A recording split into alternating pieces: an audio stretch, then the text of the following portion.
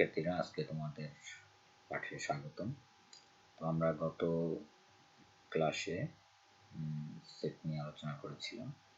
তো আমরা আজকের ক্লাসে তারই ধারাবাহিকতায় দ্বিতীয় ক্লাস সেটের। তো আজকের দ্বিতীয় ক্লাসে তোমাদের সবাইকে স্বাগতম ও শুভেচ্ছা জানিয়ে শুরু করছি দ্বিতীয় ক্লাস। তো গত ক্লাসে আমরা সেটের প্রতীক ও সেটের কাজ নিয়ে আলোচনা করেছি। আজ আমরা সেটের প্রকারভেদ ও আরও কিছু সেটের কাজ নিয়ে আলোচনা করব। তো তোমরা খাতা কলম নিয়ে প্রস্তুত হও শিক্ষার্থীরা। এবং আজকের ক্লাসটা খুবই গুরুত্বপূর্ণ এবং নতুন কিছু টপিকস বলবো।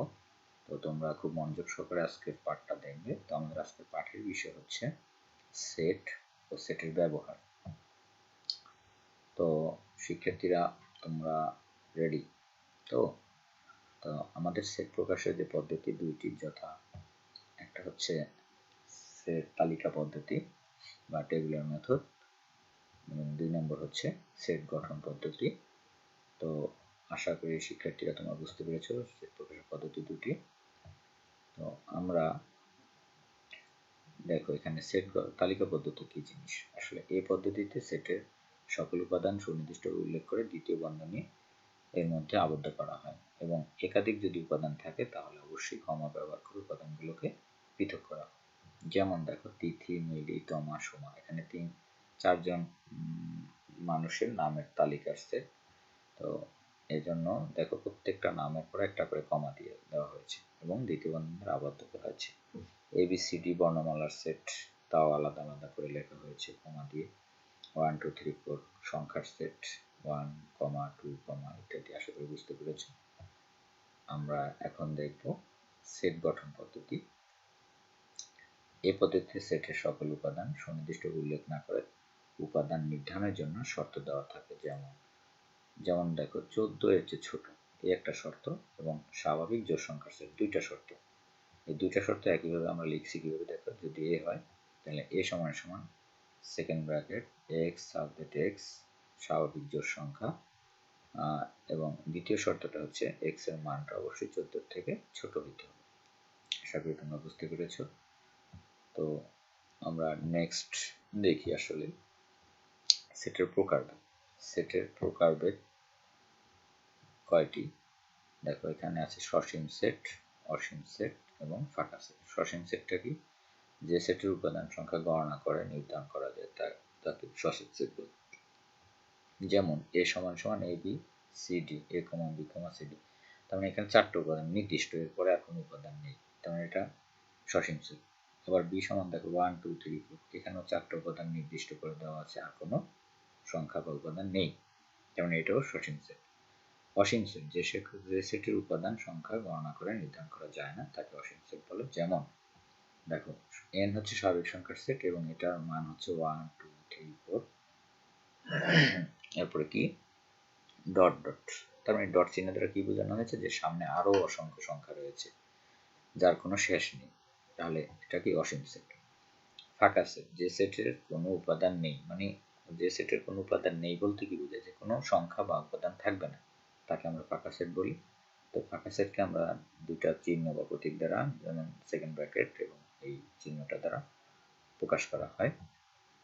আশা করি তোমরা বুঝতে পেরেছো। আমরা এখন দেখব বিভিন্ন সেটের ব্যবহার, যা আমরা সেটের প্রতীক বা সেটগুলো দেখলাম, এগুলো কিভাবে ব্যবহার করতে পারি বা কি কাজে লাগে। দেখো এখানে প্রথম যে সেটটা বা প্রতীক, ফাঁকা সেটের প্রতীক। তো ফাঁকা সেটের কাজটা কি আমরা দেখি একটু। ফাঁকা সেট দিয়ে থাকলে আমরা আসলে কি করব।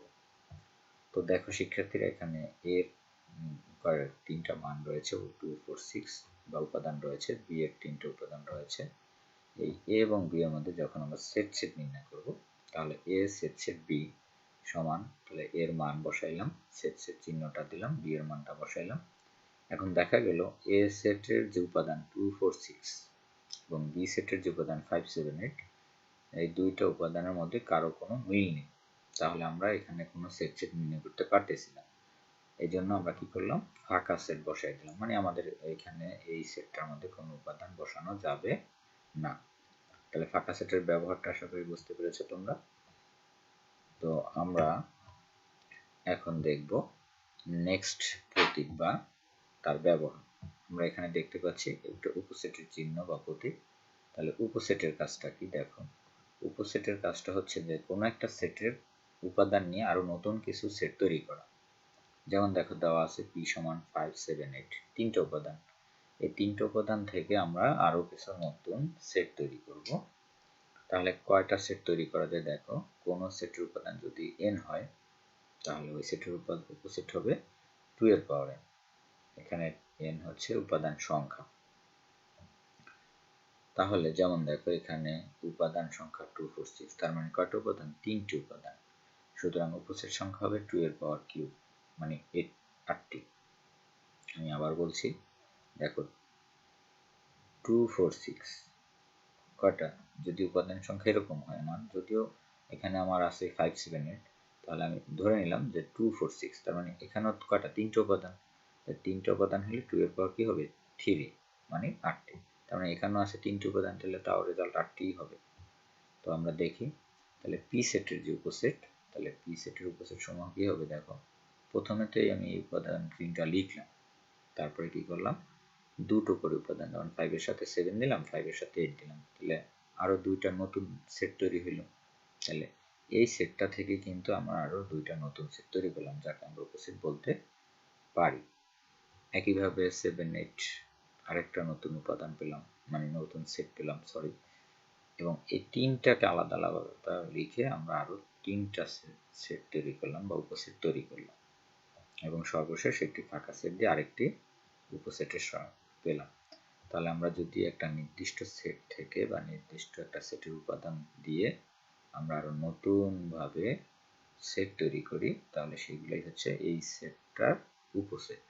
আশা করি সেট এবং উপসেট সম্পর্কে তোমরা বুঝতে পেরেছো। আমরা নেক্সট যে প্রতীক বা তার ব্যবহার সেটা দেখব। এখানে হচ্ছে উপসেট নয়, তার মানে উপসেট নয় মানে কি, আমরা কেটে দিলাম উপসেটটাকে, তার মানে উপসেট নয়। তো এরপর আছে এপসাইলন, তো এগুলো নিয়ে আমরা পরবর্তীতে অঙ্কতে আলোচনা করব। এপসাইলন নট, এটাকেও কেটে দিলে এপসাইলন নট হয়। এবং ফাঁকা সেট, ফাঁকা সেট নিয়ে একটু আগে আলোচনা করেছি, তোমরা আশা করি বুঝতে পেরেছ। আমরা আরো কিছু সেটের ব্যবহার দেখব। দেখো সার্বিক সেট, সার্বিক সেটের কথা আমি প্রথম ক্লাসেই বলেছিলাম, তোমরা যদি কেউ প্রথম ক্লাস না দেখে থাকো তাহলে প্রথম ক্লাসটি আশা করি দেখবে।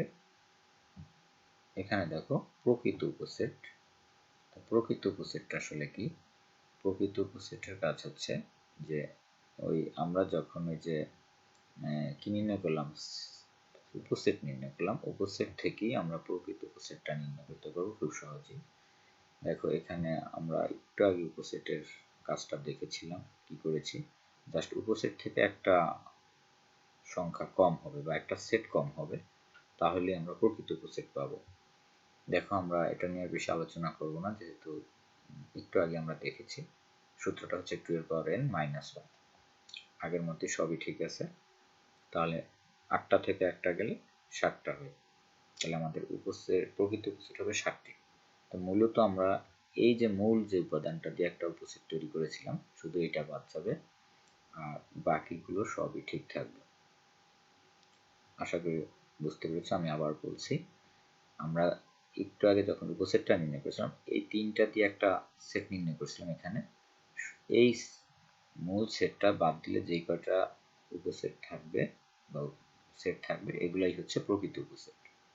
তাহলে প্রকৃত উপসেট আর উপসেটের মধ্যে পার্থক্য হচ্ছে মাত্র একটি উপাদান কম থাকবে বা একটি সেট কম থাকবে। আশা করি বুঝতে পেরেছ। আর কোনো প্রশ্ন থাকলে তোমরা অবশ্যই কমেন্টস করে জানাবে।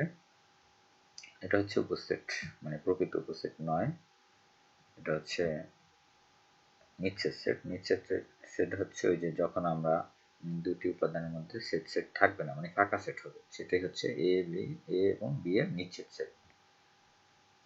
এটা হচ্ছে শক্তি সেট।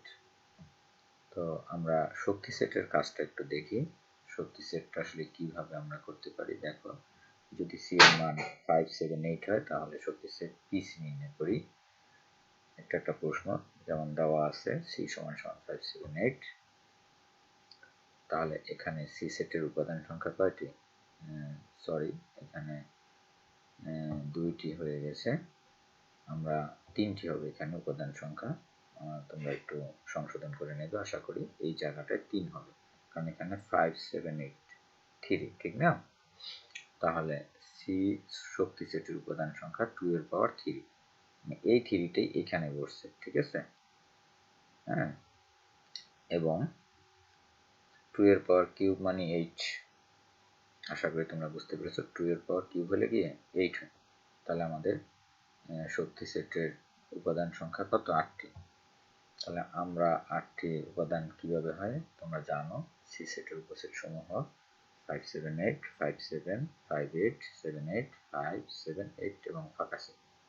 তা এটা তো উপসেট, আর পিসি মানে শক্তি সেট হচ্ছে এগুলাই হবে, শুধু পার্থক্য হচ্ছে এখানে সবার শেষে কোনো ব্র্যাকেট নেই। দেখো সেকেন্ড ব্র্যাকেট নেই, কিন্তু পিসি যখন নির্ণয় করবো তখন এই জায়গায় একটা সেকেন্ড ব্র্যাকেট আর সবার শেষে এখানে আরেকটা সেকেন্ড ব্র্যাকেট দিয়ে দেবো, তাহলেই হয়ে যাবে